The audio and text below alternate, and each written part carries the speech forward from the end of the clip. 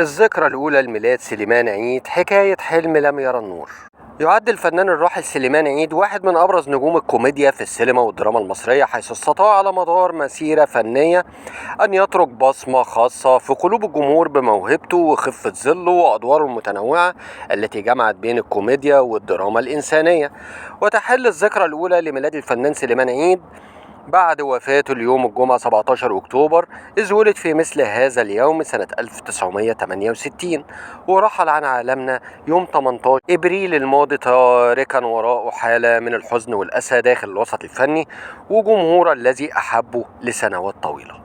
في البداية هنقول اتولد الفنان الراحل سليمان عيد في حي الكيت كات بمحافظة الجيزة، حيث نشأ في بيئة شعبية بسيطة شكلت جزءا من شخصيته المرحة والعفوية التي أحبها الجمهور. وبدأ سليمان عيد مشواره الفني في أواخر ثمانينات القرن الماضي بعد تخرجه من المعهد العالي للسينما ليخطو أولى خطواته نحو عالم الفن، ويثبت موهبته تدريجيا حتى أصبح واحد من أبرز نجوم الكوميديا في جيله. لفت سليمان عيد الأنظار بأدواره المميزة التي قدمها على مدار مسيرته الفنية الطويلة والتي امتدت لأكثر من 4 عقود، تاركا بصمات واضحة في السينما والدراما والمسرح.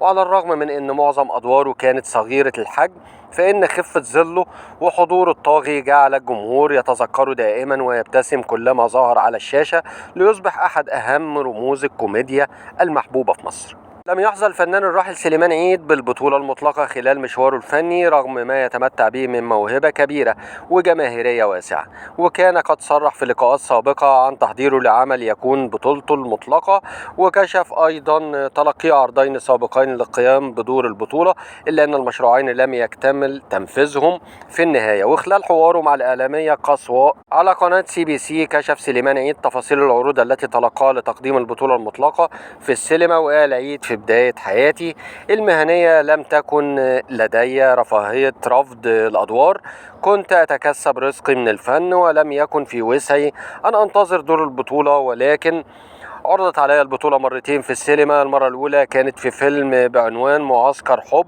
ولم يكتمل، وبعدها فيلم اسمه حسن حسين أوباما ولم يكتمل أيضا، وكان بينهم 5 أو 6 سنوات، وعانيت ماديا وقتها. ومنتج الفيلم الأول رفضني وقال: مين سليمان عيد؟ مش هجيب واحد أشيله الفيلم ومش هيكسبني.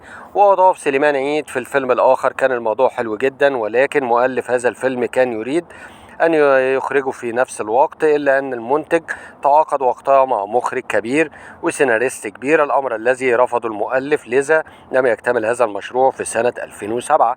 شارك سليمان عيد في عدد كبير من الأفلام والمسلسلات والمسرحيات، وتخطى رصيد 150 عمل فني، منها ما حفر في ذاكرة الجمهور مثل طيور الظلام والنوم في العسل وهمام في أمستردام وعسكر في المعسكر وجاءنا البيان التالي والناظر. وتميز أداء سليمان عيد بتقديم الشخصيات الكوميدية البسيطة بطريقة قريبة من الناس، ما جعله محبوبا لدى جمهور السينما والتلفزيون على حد سواء. وارتبط سليمان عيد بعلاقات قوية بزملائه في الوسط الفني، أبرزها صداقته المتينة مع الفنان الراحل علاء ولي الدين، الذي وصفه في لقاء سابق بأنه صديق العمر وشريكه في الرحلات الفنية والحياة اليومية.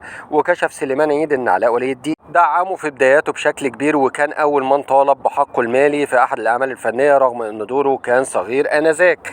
كما عرف سليمان عيد بارتباطه القوي بعائلته، حيث يعمل أحد أبنائه في مجال الإخراج الفني وتجمعه صلة قرابة بالفنان الكوميدي حمدي المرغني، وكان دائم الحديث في لقاءاته عن أهمية العائلة في حياته. ورغم تراجع ظهوره في السنوات الأخيرة، فإن سليمان عيد ظل حاضرا على الساحة الفنية من خلال مشاركات متفرقة، من بينها على مستوى السينما ابن المحظوظة وخلي بالك من اللي جاي وسيكو سيكو وفار ب7 أرواح، وظهر فيه بدور جثة غامضة الهوية في الإعلان الترويجي.